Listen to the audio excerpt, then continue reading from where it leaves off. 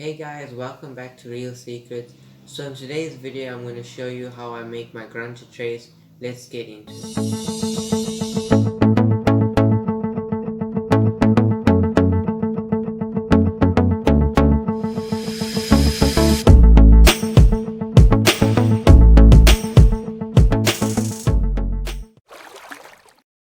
So what you're going to need for this Grunter Trace is 12.5 kg Ultra Green Maximaline, Siglon Fluorocarbon 14.4 kilo, some cutters. If you don't have cutters you can use scissors, some Corda anti-tangle sleeves, some swivels, beads, gummy stops, a bag, and some 1/0 mustard hooks. So I'm going to use the Siglon fluorocarbon to tie the hook snoot. I'll be using the double figure of 8 knot, which is the knot I always use when tying traces.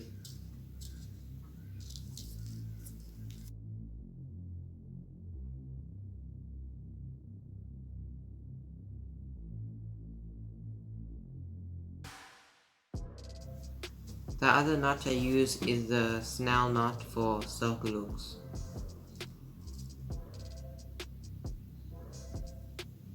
You're gonna wet the knot in a cup of water so that it doesn't burn. The friction of you pulling the knot tight can burn the knot and make it weak, so you always wanna lubricate the knot before you pull it tight. So now we're gonna cut the end, not too short, about 4 millimeters.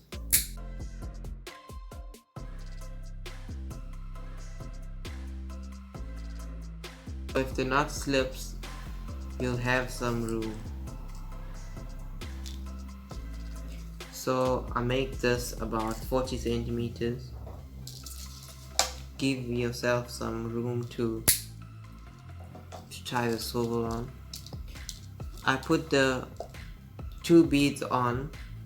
The reason I use orange beads is to imitate the orange eggs of the sea lice. That attracts the grunter more, in theory. So I slide this down over your tag end.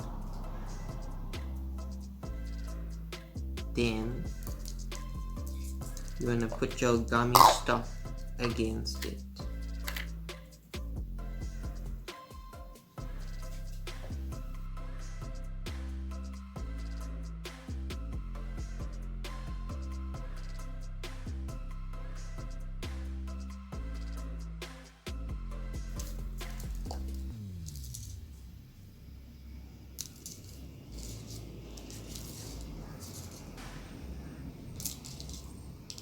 You use a gummy stop so your beads don't slide up the line.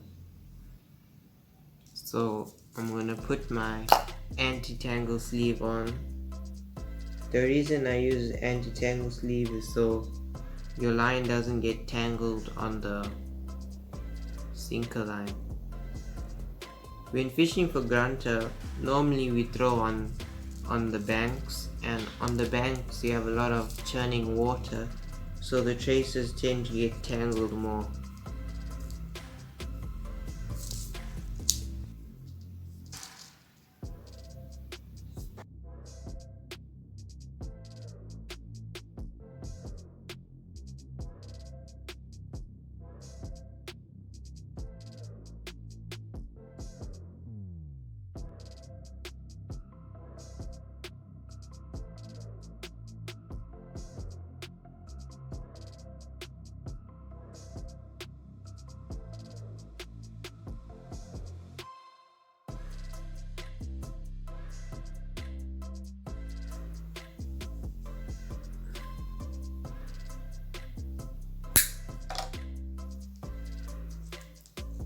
So this is what we have. We're going to pull our anti-tangle sleeve over the eye of the swivel.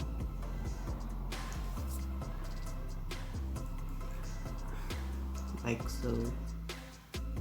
So now we're going to make our sinker line about halfway down the line. It's gonna be half the length of this.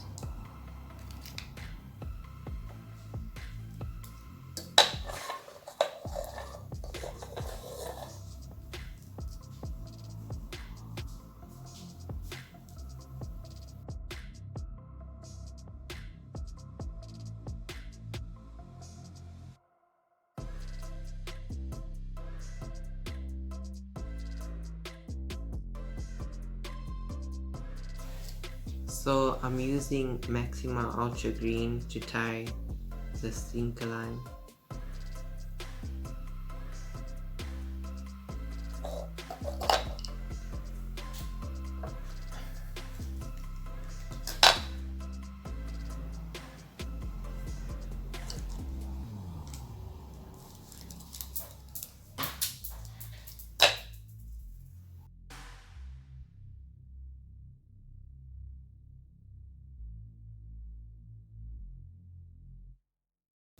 We're gonna cut our tag in.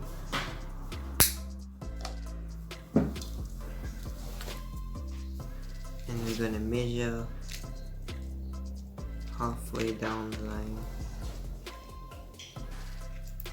or slightly shorter.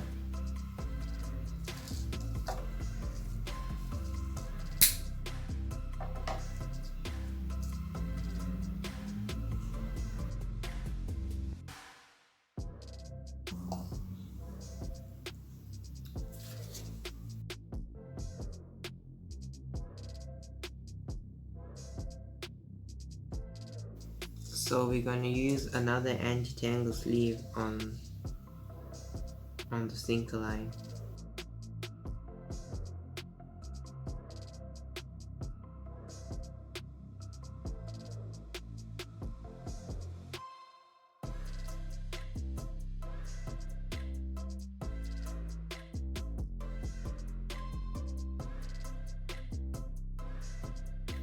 So now that we're done with the sinker line, we're gonna put our trace in a Ziploc bag so that we can keep it together with the other traces and not get them tangled.